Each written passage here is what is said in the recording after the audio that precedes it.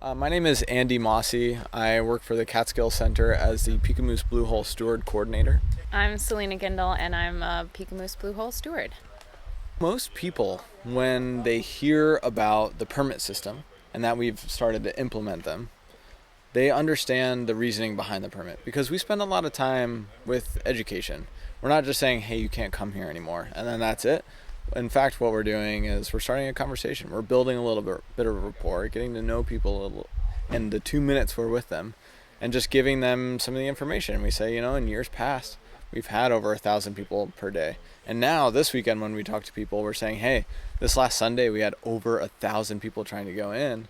And when that many people are going into an area that's a half an acre in size, that creates a lot of impact, and not even intentionally. And most of the impact that we see here isn't necessarily malicious intent. People aren't trying to harm the area.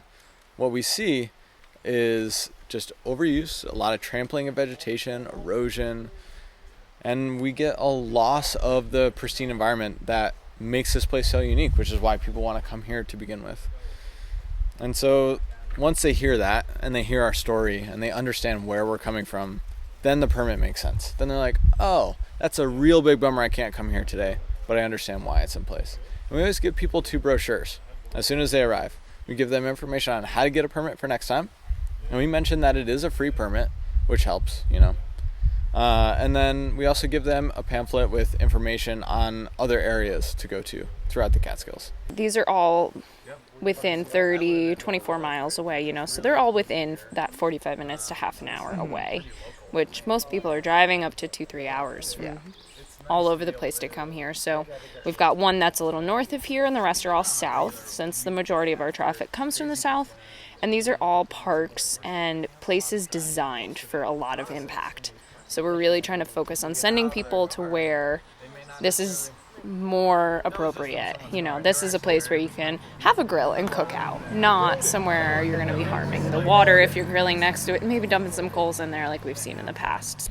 So it's like, this isn't the only place you can go, In fact, you're in the Catskills now. You have hundreds of places you could go to.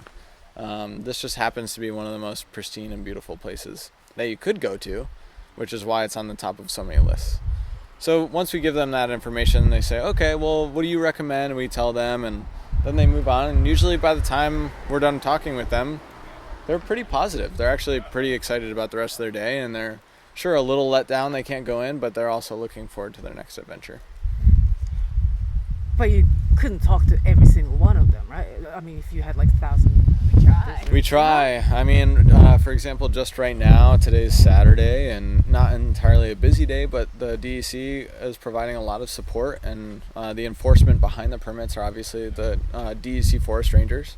They do a wonderful job. They're using a lot of the same techniques that we use when we speak with people, a lot of that educational component, always providing with those brochures. And then when it comes down to it, we're able to talk to every single person that's trying to go into the Blue Hole. Usually we do it per carload. It makes it a lot easier. As people are arriving, we go up to the vehicle, we introduce ourselves, and we have that conversation there. That way, people, when they are turned away, are already in their car, and they're not getting out, unpacking coolers or whatever they happen to bring with them.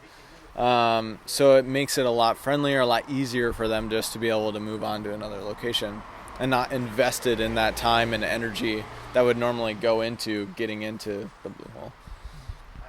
So this permit system should really limit the impact drastically. It certainly does here. Yeah, it certainly does here. Okay. So we'll see, as an example, one way or the other by the end of the season and see what the next steps actually are. In the Catskills, obviously, and much other areas across the country, natural areas across the country, especially closer to metropolitan areas, we've certainly seen an uptick in the amount of visitors that have come to these areas.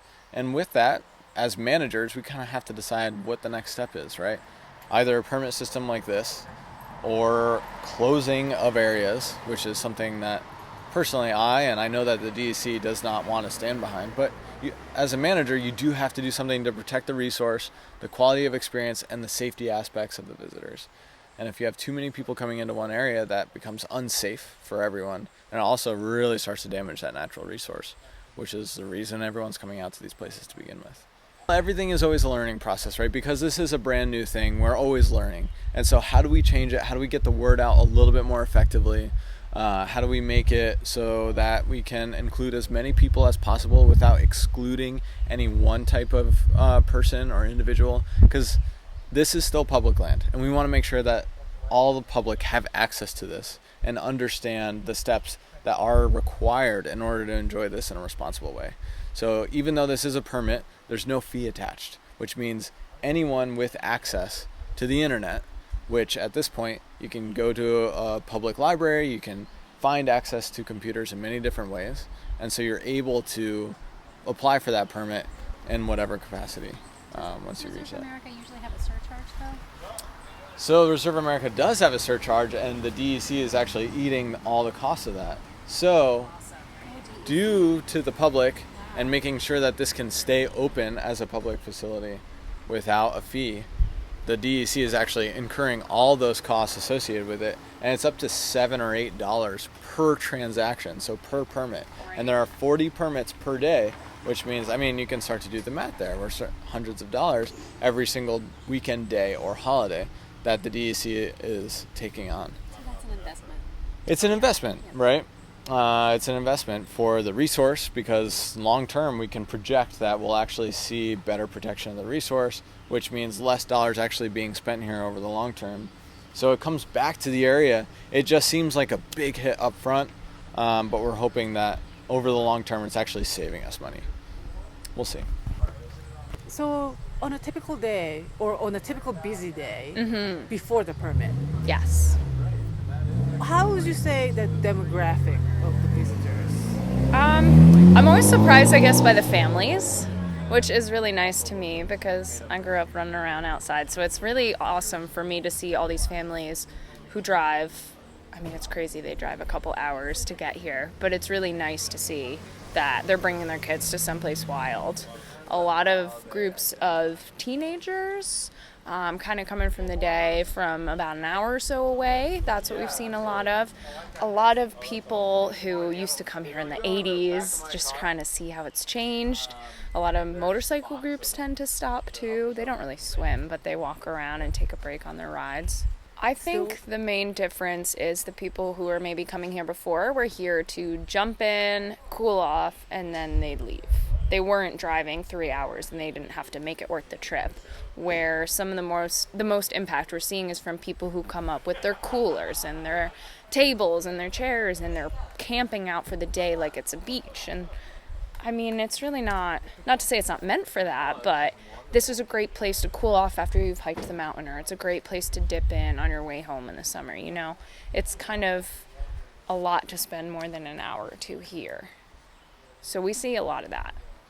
I think it varies by the day. Definitely during the weekend, we have more of those long-term visitors, and I think it depends on the group size. I've noticed the bigger the group, the longer the stay.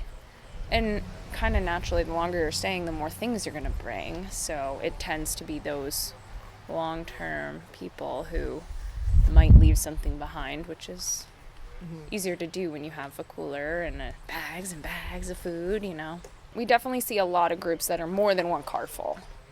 Right. Especially on the weekends. Big groups that take a trip and they're 3-4 cars deep, so that's a lot of coordination. Yeah. Signage has increased. More than a couple years ago, there was no big trail signs down there. There was no path down there.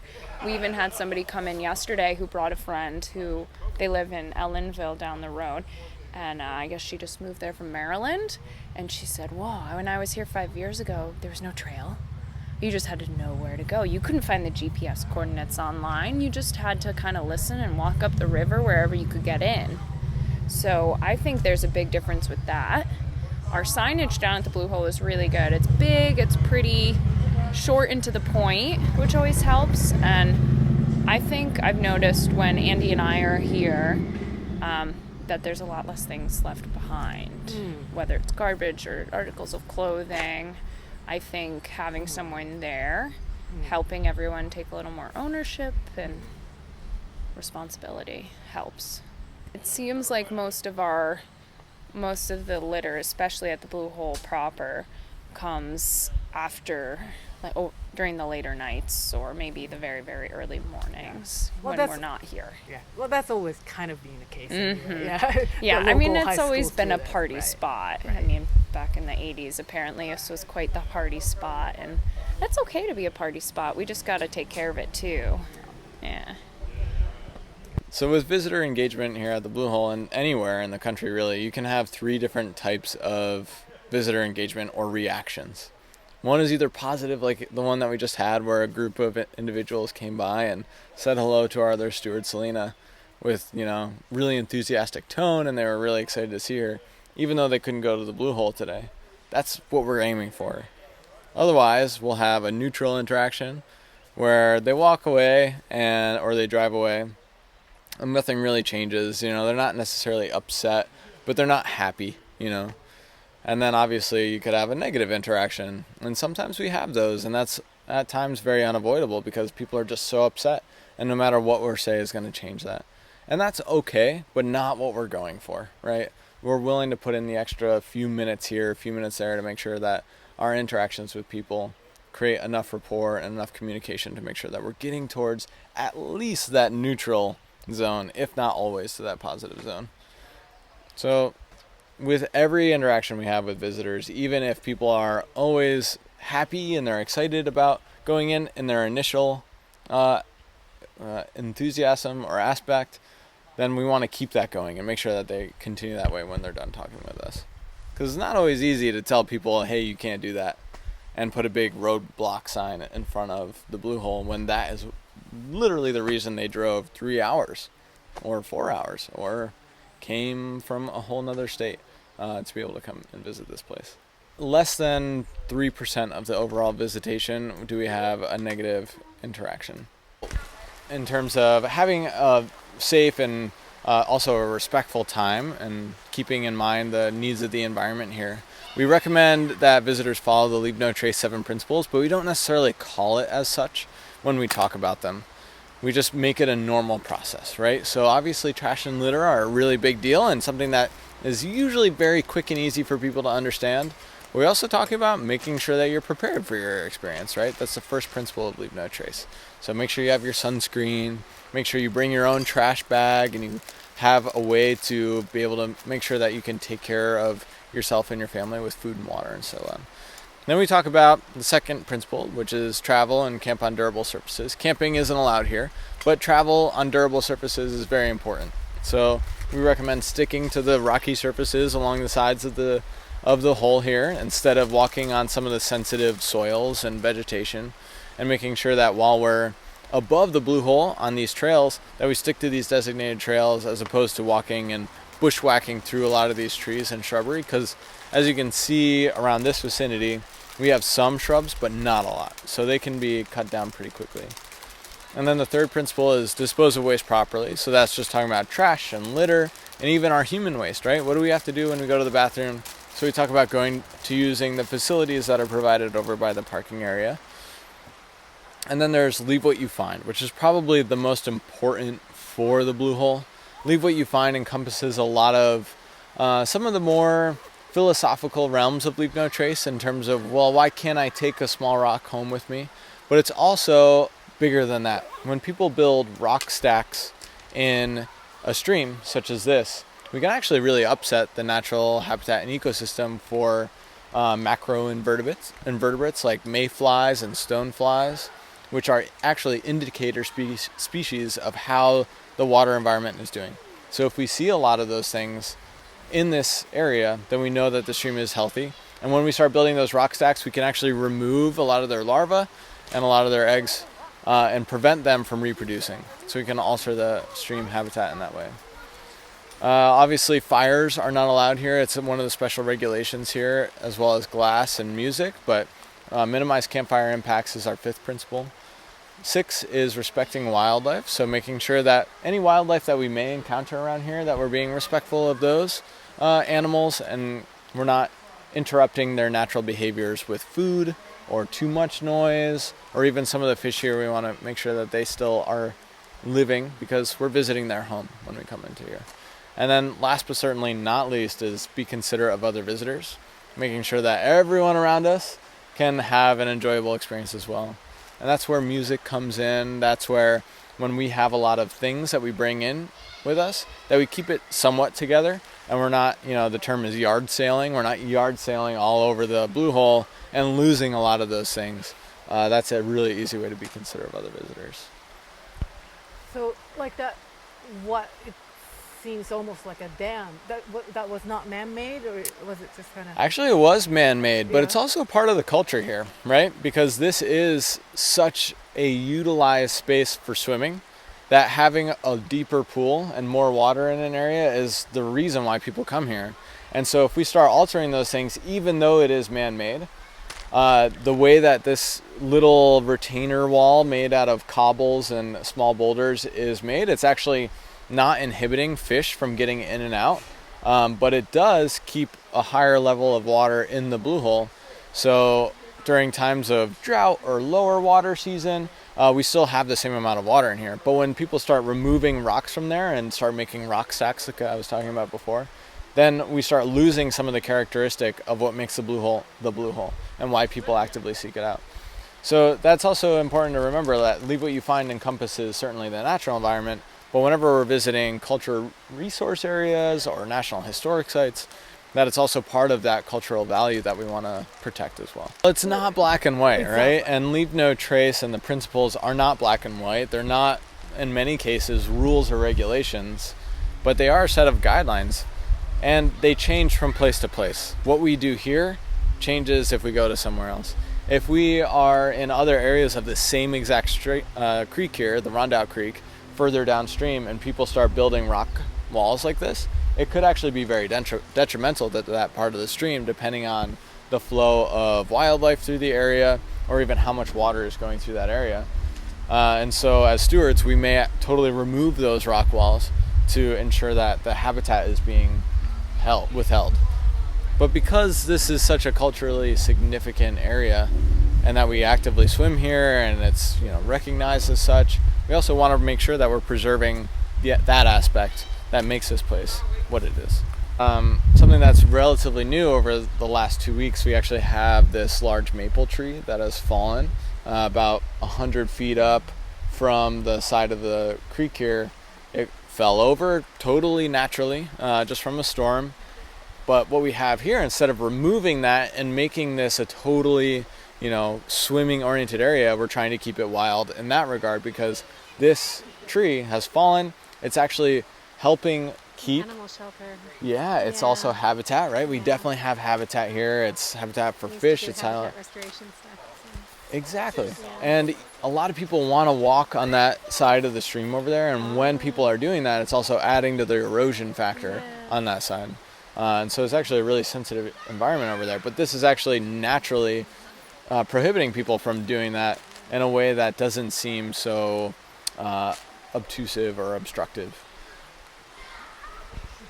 It has to be law. It's written into the wild forest condition, or I can't remember exactly where it is, but the forest rangers might be able to tell you a little bit more about that. But it is in the special rules and regulations for this area.